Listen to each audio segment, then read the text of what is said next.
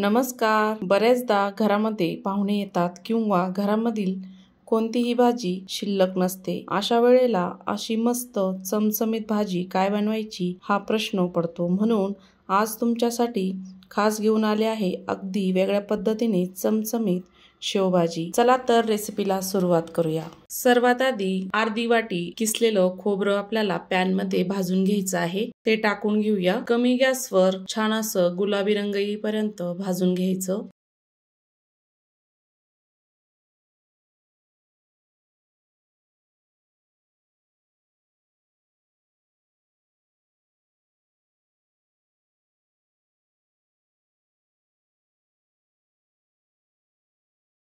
खोबऱ्याला मस्त असा गुलाबी कलर यायला सुरुवात झाली आहे. या भाजीला खोबऱ्यामुळं छान अशी टेस्ट येते. खोबरं आपलं छान असं भाजून झालं आहे. प्लेटमध्ये काढून घ्यायचं आहे. आता त्याच पॅन मध्ये एक मोठा कांदा उभा चिरून घेतला आहे, तो टाकायचा आहे. थोडंसं तेल टाकून छान असं मिक्स करून भाजून घ्यायचं आहे कांद्याला.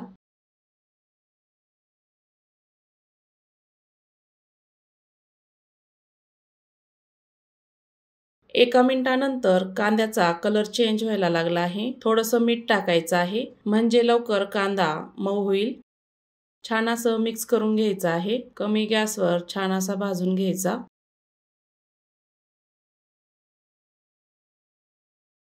कांद्याला छान असा गुलाबी कलर आला आहे.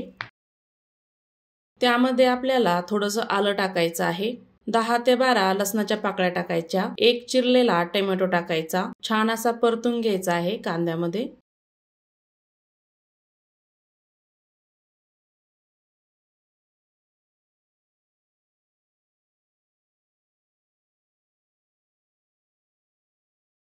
झाकण ठेवायचं आहे. छान असं शिजून घ्यायचं 3 ते 4 मिनिट. 3 ते 4 मिनिटानंतर चेक करूया. कांदा आणि टोमॅटो छान असा मऊ झाला आहे.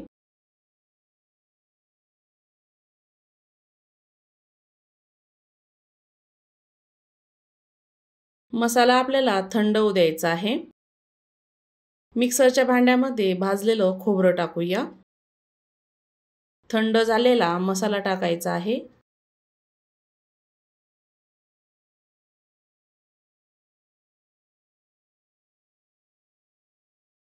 थोडंसं पाणी टाकायचं. झाकण लावून याला छान बारीक वाटून घ्यायचं आहे. मसाला छान बारीक वाटला आहे. भाजीला फोडणी घालूया. 2 मोठे चमचे तेल टाकायचं आहे कढईमध्ये. तेल हलकसं गरम झाल्यावर अर्धा चमचा जिरं टाकायचं आहे. त्यानंतर 1 चमचा धने पावडर टाकायची. थोडीशी हळद टाकायची. 1 चमचा लाल मिरची पावडर टाकायची. 1 चमचा गरम मसाला टाकायचा. छान असा तेलामध्ये तळून घ्यायचा आहे. 2 ते 3 चमचे पाणी टाकायचं. मसाला जळणार नाही पाणी टाकल्यामुळे. छान असा मसाला शिजून घ्यायचा आहे. कोरडा मसाला छान असा तळून घ्यायचा.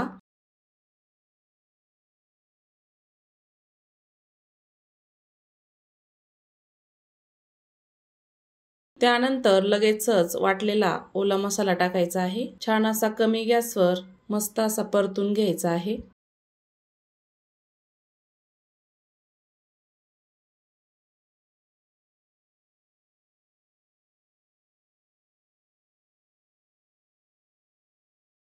मसाल्याचा टेक्स्चर आणि कलर बघू शकता, मस्त दिसत आहे. तेल सुटेपर्यंत छान असा मसाला परतून घ्यायचा आहे आपल्याला. अशी साधी आणि सोपी पद्धत अशी मस्त तयार करून बघा.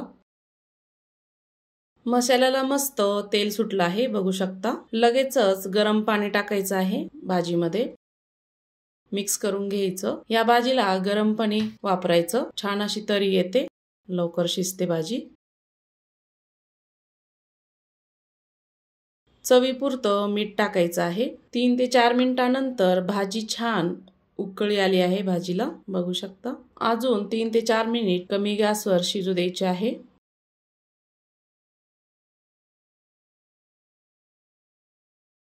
भाजी छान शिजली आहे. बारीक चिरलेली कोथिंबीर टाकूया.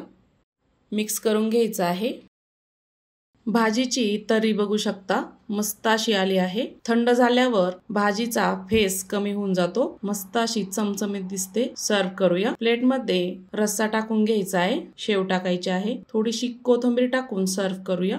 मस्त अशी चमचमीत शेवभाजी तयार झाली आहे. अवश्य तयार करून बघा. पुन्हा भेटूया अशाच नवीन रेसिपी सोबत.